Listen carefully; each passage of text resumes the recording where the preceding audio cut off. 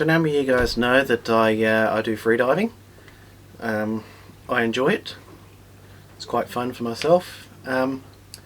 Just thought today I might give you an idea of what I use for my gear. I have a large backpack, a large dive backpack to carry all my gear in. It's got some lovely backpack handles, got a chest strap and everything. On the front of this backpack, on the front here, we have an insulator bag, and then we have the main section of the bag where I store all my gear. So this is I don't know how to pronounce it, Bird Mundial. No idea how to pronounce that. I just try my best. It is quite a long backpack, and that is because my pair of fins, which I've got below here, are these ones. They're Bird Mundial Sports, something like that. They are an interchangeable fin blade. So put one down. There's a couple of clips on the side here that I can undo, some screws to undo, and then this whole plastic section in the middle here, right in the middle here, that will come out and I can change the blade to a new one. I'm good with the plastics. They get beaten up, thrown around, thrown in the boat, thrown out of the boat. But they are quite long. Like if I'm to stand up, they are longer than my torso. I'm 6'2", and they're nearly half the length of my body. I've got my fingertips sticking out past it at the moment, and it's coming back to my sternum. So that's a long pair of fins. Works really well for me for freediving. Propels me through the water really well. Throw those down there so they're out of the way. So apart from my fins, I have a lot of other gear. But to go with my fins, I've got some lovely dive socks. So these socks, I just realised how terrible the contrast is. These are lovely socks that go on my feet, obviously. Have some gel bubbly bits on the bottom for grip. They're Adreno, they're the right size for me. They're just like wearing socks for your shoes. Nothing particularly special about them. Really, other than their neoprene. They slide on and they look very flattering. They do have a neoprene lip around the top of them, which is shiny if I can get the right layer on. These pair I've had for probably nearly 2 years. They work really well, pretty comfy. They're about 1.5 to 2 mil neoprene. I can't remember, I've worn out the label. They keep my feet nice and toasty, nice and grippy for when I'm getting in and out of the water, and then slide my fins on. On top of that, I do have a pair of gloves. I did have a pair of gloves. Now I have a glove. Put it on. Nice and protective. Normally I've got a pair of them. This stops my hands from getting cut up and cold. Mainly getting cut up though. I don't like the idea of getting cut up while I'm swimming around in the water there. So I do need to go get a new glove before I go diving. Actually, I'll get a pair of gloves. Keep this one in my bag just as a spare. What else? Oh yeah, of course I've got my mask. This one comes in a nice plastic case. This is a Cressy mask. So a lot of you guys have, if you go snorkeling, you might have some large chunky masks. You get them on your face and they stick out like this, or a fair bit, and they've got like a single lens, nice and chunky. That's really good for a lot of things, but it's not very good for freediving. So when you go down, you will get mask squeeze a little bit if you don't equalise properly. I've done PADI training for freediving, which is Professional Divers Association International. Not in that order, obviously, because it's PADI. But I have a specialised freediving mask. It's nice and thin. This particular one's got 2 lenses. It's got a nose covering, got a head strap obviously. But when you get your mask, obviously you want your mask so that when you breathe in, like that, your mask doesn't come off your face. So head strap goes around the back, and you can see hands-free, stays on my face. And as I turn around like this, you can see it kind of grips my face, which is really good. That's what we want for a freediving mask. So obviously with that, as you guys have seen in my videos, I have a snorkel. I don't have a special snorkel for freediving that I've gotten. This is still my original snorkel I've been using for, well, not necessarily original, but I've been using this one for the last 5 years at least. Possibly longer, back when I was only still snorkeling. It's got a lovely yellow snorkel with an orange safety tip, which is high contrast against my shirt here. But the mouthpiece is black with a bit of rubber silicone. Goes in your mouth like that. This one's got a purge valve at the end, so if I got the snorkel filled up with water, I exhale really hard, and out the side here it gets rid of that last bit of water to clear the snorkel so I can breathe through it again. It does have a clip on the side here, and that clip clips onto the strap of the mask, so it stays on the side of my face. So when I'm diving, I take my mask out to dive down, and then when I'm back on the surface, it comes around and pops back in. So this is how it looks. This is how it looks. Sorry about that. Yeah, so this is how it looks a bit like this when I've got it out of my mouth. Snorkel piece comes to the back. Cool part about this, there's a flexi part in the middle, which allows me to twist the angle on it, so I can have it. It's a mouthpiece in my mouth, turning along. As my mouth part's on that, that's facing up, which is really good. Helps it keep out of the water. So that's my mask. To keep myself safe, I do have a dive knife. I've actually got 2, but this one's the better one out of the 2. This is the one that hasn't jumped out of its sheath and run away. I do have the other one still. I swam down and got that. This one's really good. Straps onto my upper arm. When I get the straps right. But this just stays on my arm, up the top here, as you guys can see. And I press a release and I can slide out the knife. I need to clean this one up because it's been a little while since I've been diving. But it's a nice shiny one, full metal and one piece, so I don't have to take it apart to clean it too often. I do need to clean this one. But it's got a nice sharp side and it's a rated back for cutting. I use this dive knife for safety reasons. So, and obviously I can put that in one-handed. So I use a dive knife for safety reasons. I don't want to be particularly caught up in ropes, and if I am caught up on ropes, I only have as much breath left as I can hold, which gives me less than 2 minutes at the moment, probably closer to about 90 seconds to use my knife to cut me out, because I don't want to be stuck there. If I am stuck there, I'm in a very bad situation. So, again, with being protected from the cold and protected from running into things, I have a 2-piece wetsuit. So this is the bottom half.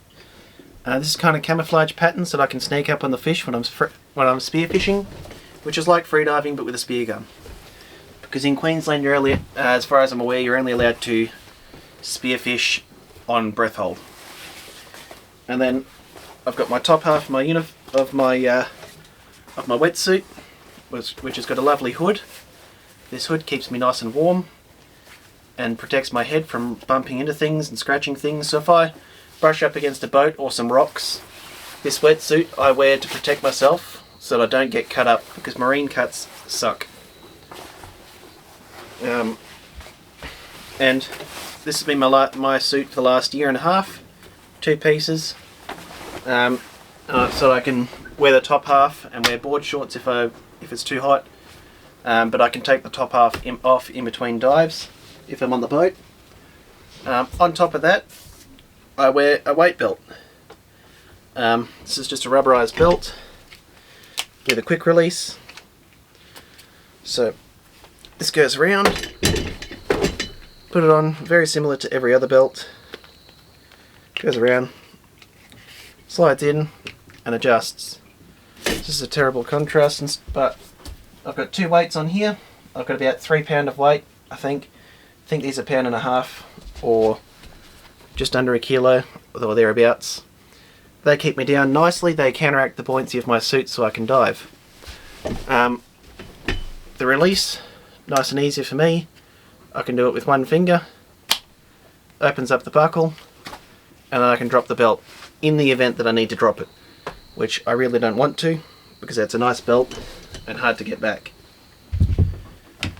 On top of this, I do have a second wetsuit that I use more for water sports stuff, because that's not as expensive as a wetsuit and it wears really nicely. It's one piece, so it doesn't have the hood, but that's okay. And recently, like in the last 5 months, 6 months nearly, no, probably about 4 months. What month are we in? The 10th month.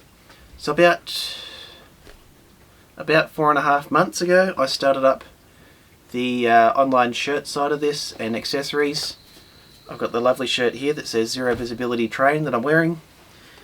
But in addition to my normal dive gear, we haven't gone diving or swimming as such, or I haven't at least, in the last 6 months or so. So my breath hold's not going to be that great.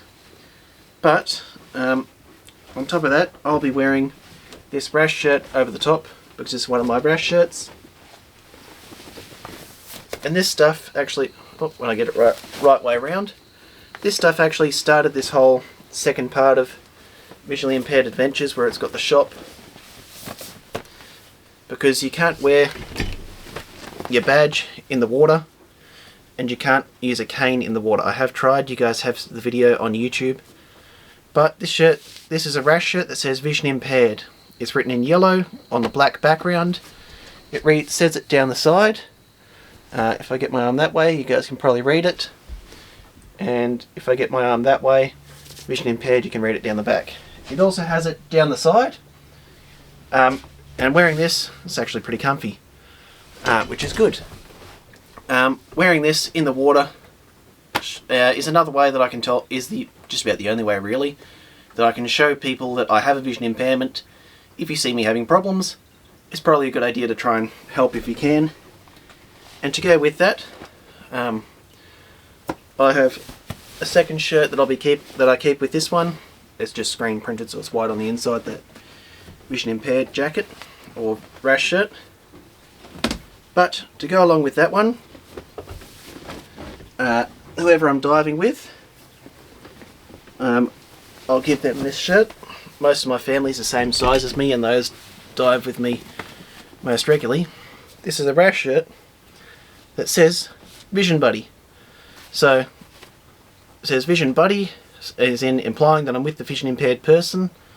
It says it on the sleeves. So the vest section of the rash shirt has Vision Buddy in yellow text on the black background, and the Vision Buddy, I've put that the other way around on this shirt, Vision Buddy down the sleeve, on both sleeves, down the sides, and the text for Vision Buddy is black on white. And the reason that there's such a difference in the shirts, where they've got black on one set of sleeves, white on the other, is that if you're having trouble in the water as a vision impaired person, you might be in a group of vision impaired people that are swimming around, and you just need to grab onto someone for some support. The vision guides or vision buddies, if they have these rash shirts on for the vision guide, they have white sleeves. So if you're struggling in the water, you can reach out and grab onto a white sleeve, and hopefully they'll be the sighted people in the group that you're with, so they can give you that support if you need it in the water. It's also, so it's very visible difference. The yellow writing on these shirts is a very similar yellow to what I have on my snorkel. It's actually a bit more vibrant than what I have on my snorkel. However, my snorkel, even though it's not as vibrant, can still be seen at 12 or 13 meters deep underwater, and that's just a thin yellow strip. So having Vision Buddy, Vision Impaired, or Blind, I do have the blind variation on this shirt as well. Going underwater, the text on the shirts will be visible from 12 or 13 meters deep, but probably readable from about 7 meters deep if someone's sitting on the surface looking down, which can be really useful. But yeah, that's my diving gear. So I'm really looking forward to testing these shirts out over the Christmas break that's coming up. We do have nearly 2 months before our Christmas break, or at least my family does. So over the Christmas break we'll give these a good test. Even before then, if I get the chance, I will give these shirts a test. I'll bring the camera with me. Probably not this one, this is my good camera, but I'll bring a GoPro or something with me so we can have a look at how these shirts and like rash shirts look underwater. However, these are something I've wanted to get made up for nearly the last 3 years. So I thought, as soon as I got the cane, roughly about the same time I started using a cane, when those referrals came back, and when I started doing stuff with Lisa, I thought, hey, we can't use the cane or guide dogs in the water. What can we do? And so I thought of this design, or not necessarily this design, but this idea, probably 2 years ago, 3 years ago. It gets a bit cloudy sometimes for me, but I've been wanting for a long time to get this sort of stuff done up, and now I have it on my website. I have rash shirts, I even have board shorts that say it. I don't have a pair of board shorts yet. I should really get some as samples, see how they go. I also do a one-piece version for the ladies if that's something that people wanted. Obviously I'm not a lady, I can't really think too well of how to design them. But yeah, they're around for people who are interested. I can put a link in the bottom if you guys wanted to check out that sort of stuff. But yeah, this is my diving gear, and keep an eye on here because in the next 2 months or so there's probably going to be a video about testing these shirts out and more freediving content, which some of you guys seem to enjoy, others not so much. Thanks for watching.